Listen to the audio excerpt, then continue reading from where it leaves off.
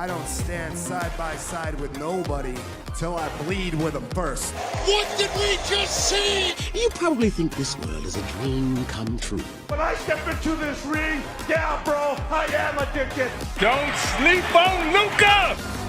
Maybe tomorrow we'll all wear 42. If you fight for your dreams will fight for you. Alright, so we are back another week of covering the Phillies. Last we left off, they were coming off of that National Series where I wasn't too happy that they dropped that series to the Nationals. They tied with the Blue Jays.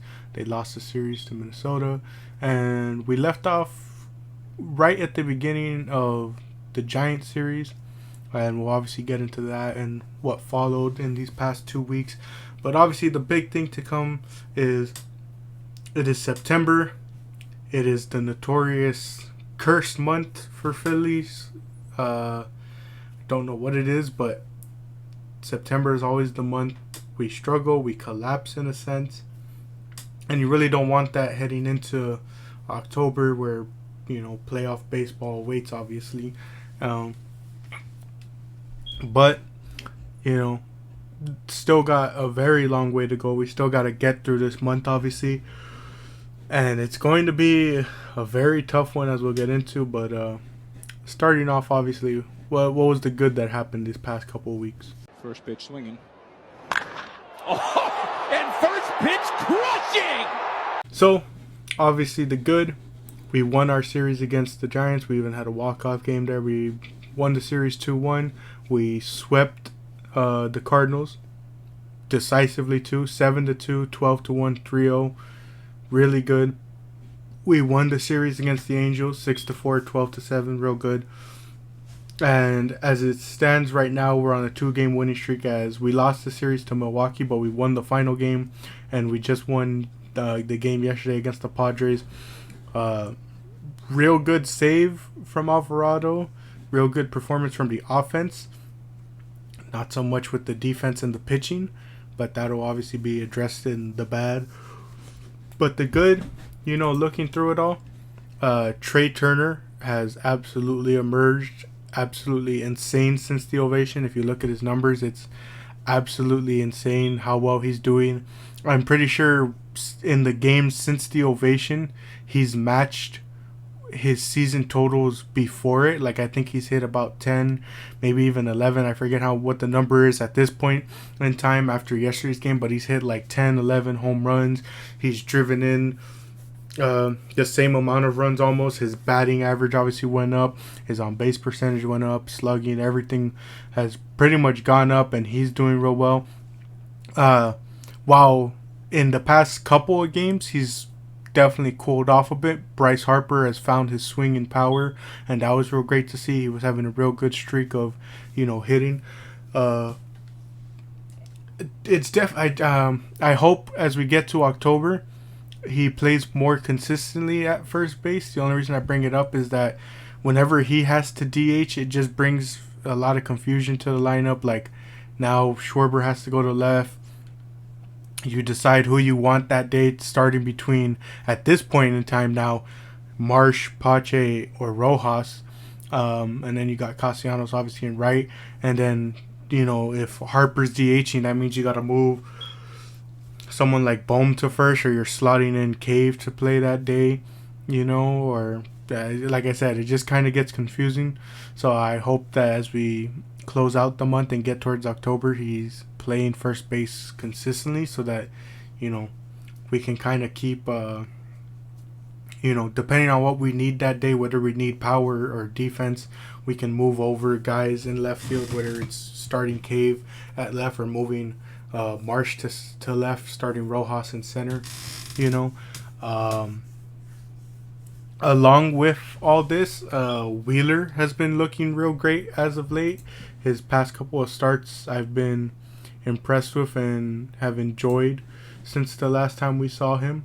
We mentioned, I believe, he didn't have that great a game in the Nationals one, but he bounced back. He bounced back against the Cardinals, which was easy to do given the fact that the game ended 12-1. He went 7 innings, only let up 1 earned run, struck out 10 guys The one earned run he allowed was just a home run. And then though we lost that Brewers game, and though he allowed 3 earned runs, only one of them was a home run. He went 6 innings and he struck out 10 again, you know. So he's been doing pretty well overall on the season as it stands. Well, he's pitched more innings than last year, so it's good to see that you know, he's played a couple more games this year than last year. He's actually last year he only played 26. So it's good to see him like that. ERA 3.62. You know, you're kind of happy with that, especially given what our other pitchers have been doing. 16 home runs on the season. It's kind of the same with Nola, where you're like, it's not really what you want to see, but at the same time, with his production, he's looked real well. I'm real happy with him. And then, of course, you know, the daycare's been doing well. Stott, Marsh, and Bohm have all been playing great. I do want to see him play more often, especially Stott and Marsh. It just confuses me.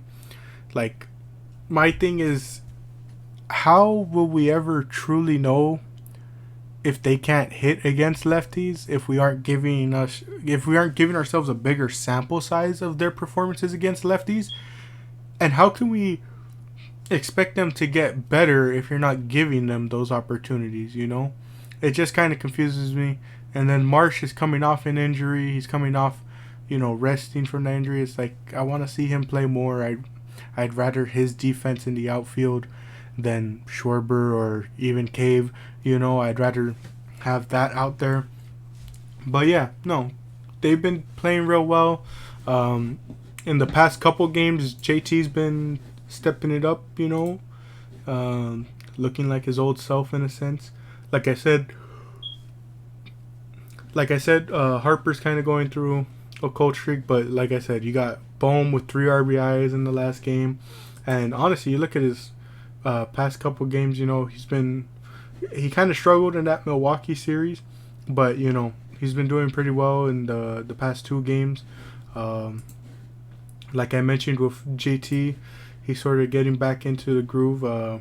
In the Milwaukee series, he had 2 home runs. Nick Castellanos has been doing good, getting on base, you know.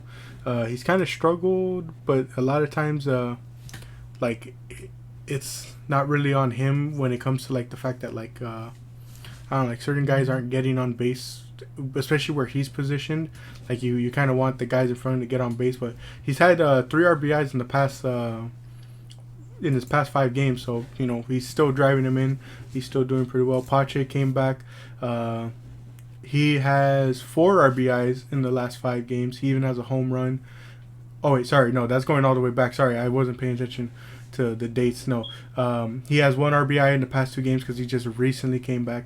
But yesterday's game, he actually did pretty good. He scored a run. He had a hit that was a triple, and it was an RBI. He did pretty well, and then obviously, you know, he's very good on defense for us. Same as Rojas, same as Marsh, you know. Like I said, Stott's been doing pretty good, especially getting on base. Yesterday he had 4 hits. 2 of them were doubles. He stole a base. And of course, can't go without mentioning Kyle Schwarber. 4 RBIs in the last 5 games. 3 home runs in the last 5 games. And he has, what was that, 6 hits in the past 5 games, and 7 runs scored by him in the last 5 games. He's been doing excellent getting on base. Last season, you know, him and Castellanos were like swinging at everything, it seemed like at times, but yet now his walk percentage has been amazing for us. He's been amazing getting on base for us, you know. As it currently stands, I'm trying to see if I can find this stat on this page, but his on base percentage for this season, you know, he gets on base about 34% of the time. Everyone looks at the batting average and the fact that he struck out so far 175 times, but he has 40 home runs, 89 RBIs on the season, you know.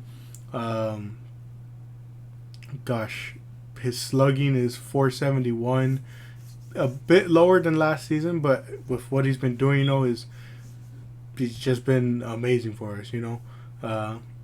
a lot of people like to discredit him, and I think the reason he gets discredited so much is because of the defense, which is why I said I want to see him be in that DH spot so that, his impact as a player isn't weighed down, and people don't look at it so negatively. Speaking of negatively, by the way, how about we look at some of the bads that happened? First pitch swinging. Oh, and first pitch crushing! So, obviously, the first bad we got to talk about, and I will always feel bad because I'm a big supporter of the guy. I have his jersey, but you got to be real. You got to be fair. Nola is very 50-50 as of late, man. Like in the Giants game, he did pretty well for himself. He went 7 innings. He did let up 2 earned runs, but they were each of them were 2 home runs. He had 5 strikeouts, but the Phillies backed him up that day. It was 10-4. They backed him up. In the game against St. Louis, they backed him up 3-0. He went 7, didn't allow an earned run, struck out 9. He only walked 1 guy. He did really well, but then you get series like Milwaukee, where he goes 4.2 innings, lets up 7 earned runs, one of which is a home run, and only strikes out 5. He walked 3 guys, and you're just like, come on, what is going on with you? Why are we doing this? You just were doing so well. Meanwhile, like, you look at this is the absurd part to me. The previous game, right before that Brewer series, like I said, he went 7, 95 pitches that game. The game he went 4.2, 97 pitches.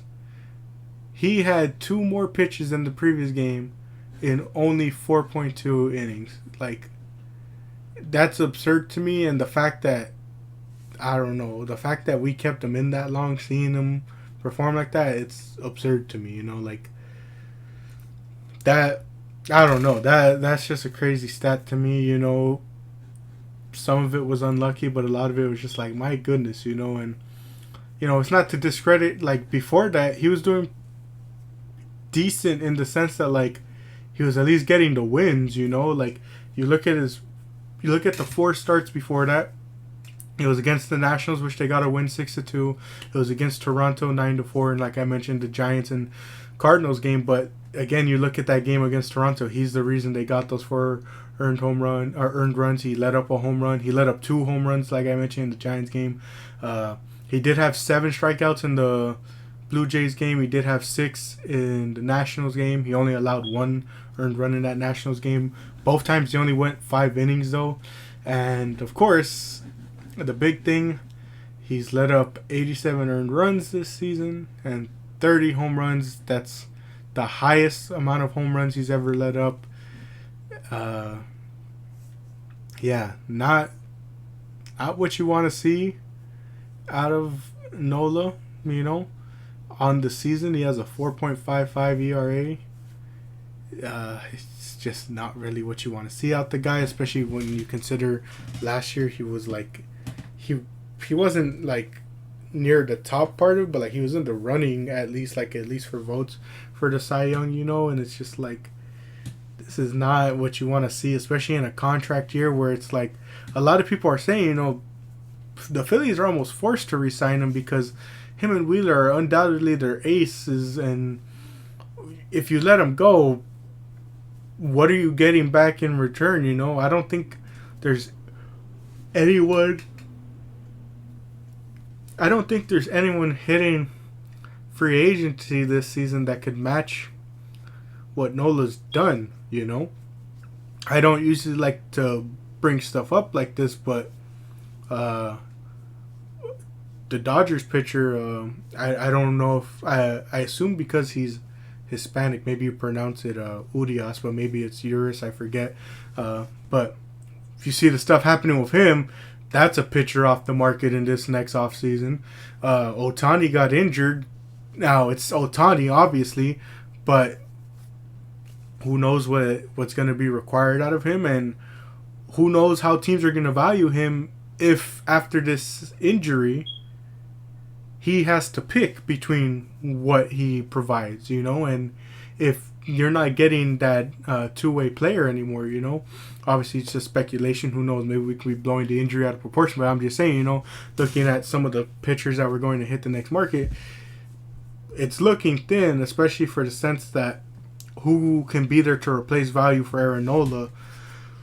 And maybe I'm missing a couple pitchers. Obviously, there will be more. But yeah, and the only thing I will say is I'm more than willing to bring Nola back at the right price, you know. I'm sorry, but like after this performance this year, you know, and I don't think even if he turns it around, okay, well, maybe if he turns it around in the postseason and, you know, comes through and delivers, maybe. But like I don't know if there's enough for him to do in September to turn it around that you're like, yes, we want to give you a big contract extension. You know, like the Phillies avoided that at the beginning of the season.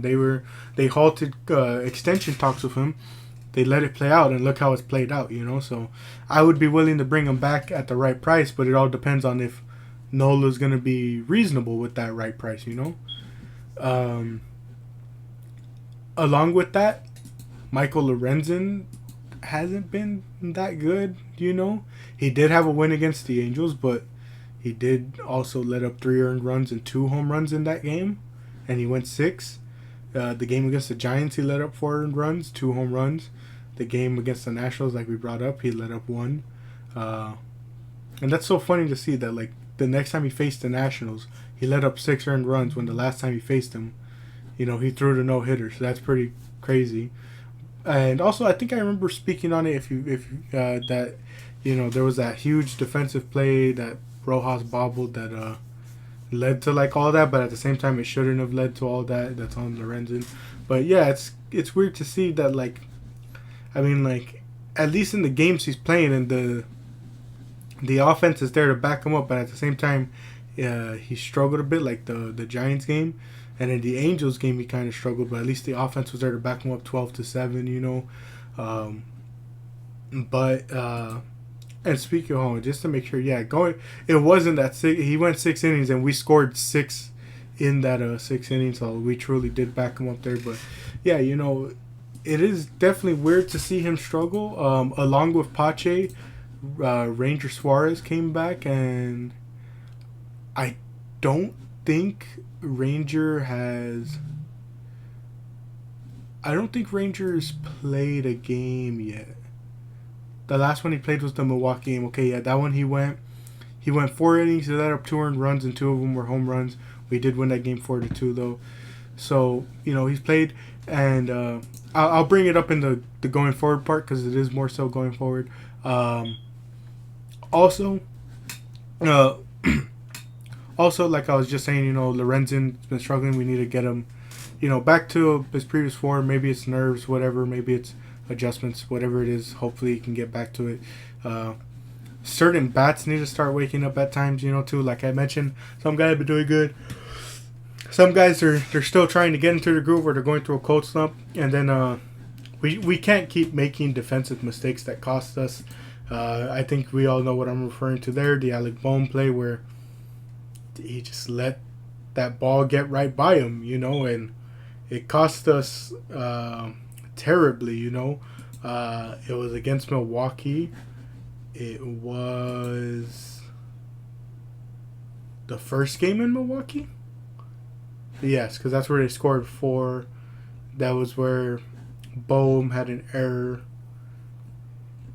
I believe that's the game I'm thinking of. Let me see. I should have had E5. A ton of guys I think the bases were loaded and they scored. They shouldn't have kept Alvarado in, of course, after walking that many guys. Like, he walked. He actually ended up walking someone to score them, you know. But so there was 2 singles, and then he walked Carlos Santana, I believe it was, and then he walked another guy, and then that's when the error happened that should have ended the inning, allowed all those guys to score. Yeah, just can't have that, you know. But what about going forward? Obviously, looking at the month of September and hopefully what it has in store for us. First pitch swinging. Oh, and first pitch crushing! So going forward, we just seriously need to be consistent and honestly above consistent, you know. The September curse is real, and I'm going to be honest, I don't know if I can handle a terrible September this year specifically, with the way the vibes are around this team, with the way the energy is, with the way a lot of these games have gone. I don't know if I can handle just them collapsing. They have the lead in the wild card race. They have like a 5-game lead. Just continue to be consistent and build that. Stop dropping these games to either teams that you shouldn't, or, you know, to stupid mistakes. You got to keep that fire going. You can't let your foot off the gas, you know, and there's a lot of changes to be made that can hopefully do that. But the main thing is, the reason I'm saying you got to be above consistent is look at this final month of September. We got 2 more games against the Padres. We got a series against Miami. This is at home. 3 games against Miami. 4 games against Atlanta at home. 3 more games at St. Louis. 3 games at Atlanta. 4 games at home against the Mets. 3 against Pittsburgh. And finishing off with 3 games against the Mets. This is a tough stretch. This is probably the toughest stretch that the Phillies will have had to face this entire season, you know. It can't be one that they fumble away. It can't be one that they go down easily against, you know. You won your series against Miami earlier 3-1, you know.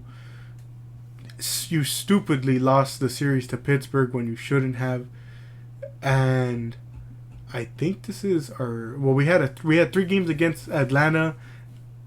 Oh, no, that's 4 games against Atlanta at the start that we tied, you know, 2-2. There was obviously the series in the beginning when we lost to Miami and the Mets. But so, yeah, this is an important stretch that you just can't fumble away. You can't be dumb with and all that. And it's going to take the absolute best to close out this month, you know. Schwarber's got to catch fire in that leadoff spot. No games where he goes cold, you know, especially in this upcoming series with Miami and Atlanta, you know. Bryce, he's been going through a cold streak. Got to find that fire again that you were doing. Trey, this is not the time to let that hot streak that you've been on since the ovation to cool down, you know. This is where you really ramp it up into next level, you know.